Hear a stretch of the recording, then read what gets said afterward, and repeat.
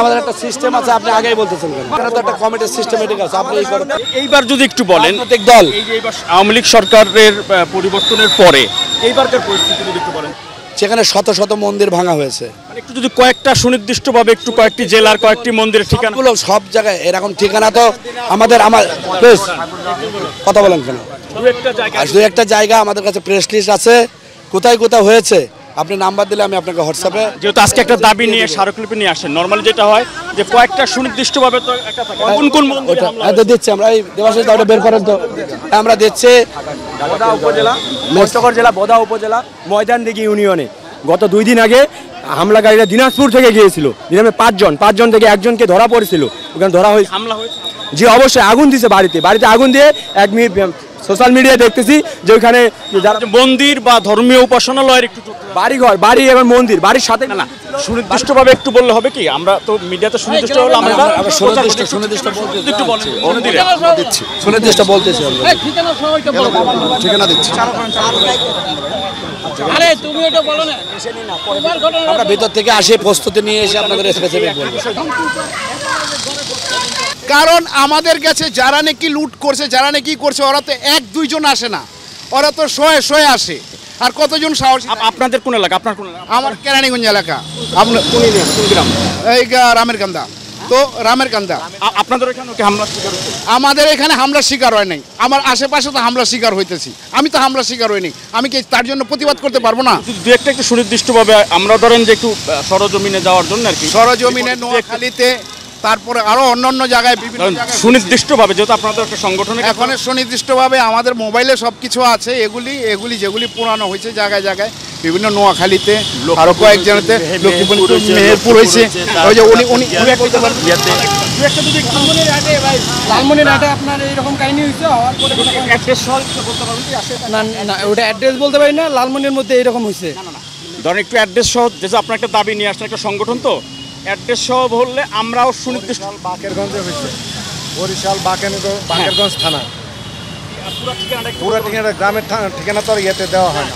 ঠিক আছে, মিডিয়া তো প্রতিদিনই আসতেছে, সব ফেনীতে এক মেয়ের উঠায় নিয়ে যাচ্ছে, বাপ পিছন দিয়ে দৌড়াচ্ছে, সারা বাংলাদেশের ঘটনা ঘটছে।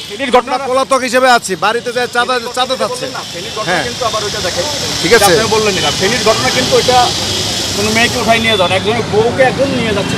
না হিন্দু সনাতন ধর্মের লোকে সংখ্যালঘুরে কোনো সহিংস ঘটনা না, এটা আমি একটা কারেকশন করলাম। আমি এটা প্রথমত নিউজ আছে নিজে। তারপরে সারা বাংলাদেশে মন্দির ভাঙচুর হচ্ছে, সারা বাংলাদেশ। যদি তালিকা একটা স্পেসিফিক, আমি বাকেরগঞ্জ বললাম তো, বাকেরগঞ্জ ঠিকানাটা আমি এখন করতে পারি না, চেক করে বের করতে সময় লাগবে।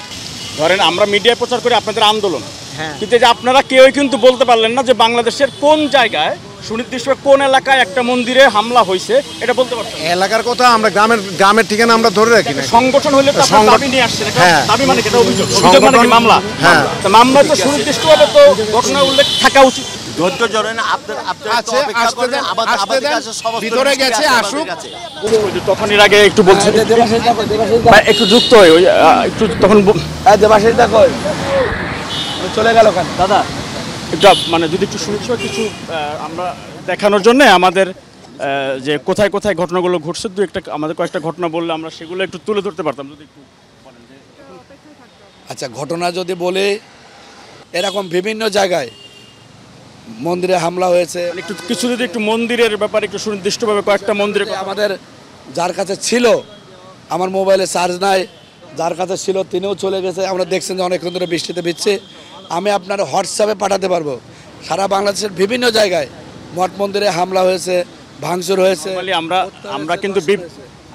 আমরা কিন্তু বিভিন্ন জায়গায় যে ব্যাপারটা কি, এটা তো নিজেরাও বুঝেন যে আমাদের যখন নিউজ আমরা একজন চ্যালেঞ্জ করলে তখন কিন্তু আমরা বলতে পারবো না যে কোথায় ঘটছে। যদি সুনির্দিষ্টভাবে কেউ বলতে পারতেন যে অমুক গ্রামে অমুক মন্দিরে, আসলে দিতে পাচ্ছি না আমরা কারো কাছে। হ্যাঁ, আমি আপনাকে হোয়াটসঅ্যাপে দিতে, আপনাদেরকে দিয়ে দেয়া হবে। আপনি হোয়াটসঅ্যাপে দিলে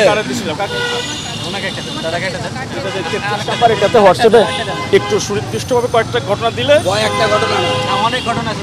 অনেক ঘটনা না না যেটা আমরা কিন্তু আপনাদের নর্মালিও তো স্মারকলিপিতে বা প্রেস রিলিজে এটা তো press release আমরা যেটা স্মারকলিপিতেও দেখেছি, না ওই তো যে স্মারকলিপিতে ওটাও অ্যাড করলে ভালো হতো, কিন্তু আমরা নর্মালি আমরাও কিন্তু চাই যে হ্যাঁ আমরা যদি আমাদের সরকারে যাই এলাকায় না, বাড়ি বাড়িতে গেলে ওই পাশে শিলবাড়ি আছে মাসি আমাদের তরকারি নিয়ে আসে আচলের নিচে করে রাখে আমার বাড়ি ভাত খাই আমাদের বাড়ি ওটা খাই দুর্গা পূজা কালী পূজা কার্তিক পূজা সরস্বতী পূজায় আমার বাড়িতে খাবার চলে হয় ঢাকা থেকে যাই শুধু এসব এখন করা হয়। আমার বাড়ির 4-5 ধরনের হিন্দু সম্প্রদায় রাজবাড়ি সব আমরা এই ঘটনা আমার কাছে অবিশ্বাস্য যে তাহলে আমরা কোন দেশে আছি এরকম হয় আমি প্রত্যেকটা জায়গায় আমি ব্যক্তিগতভাবে আমার টেলিভিশন নিয়ে যাই প্রত্যেকটা বাড়ি আমি রিপোর্ট করবো যদি আমরা নিজেরা যাবো।